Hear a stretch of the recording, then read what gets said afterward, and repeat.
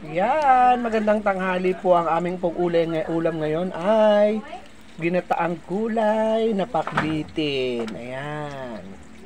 Yan po ay pakbitin, ay aming ginataan para maging masarap ang gulay. Ayan.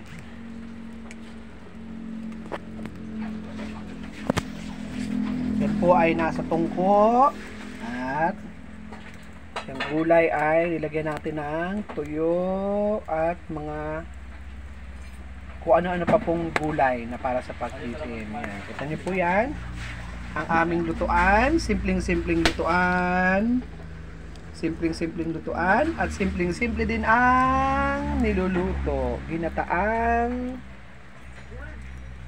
pinakbitin na sari-sari na mayroong tuyo na pampalasa. Tuyo po ang ginagamit na pampaalat para hindi na nilalagay ng asin at ng iba pang pampalasang pampaalat.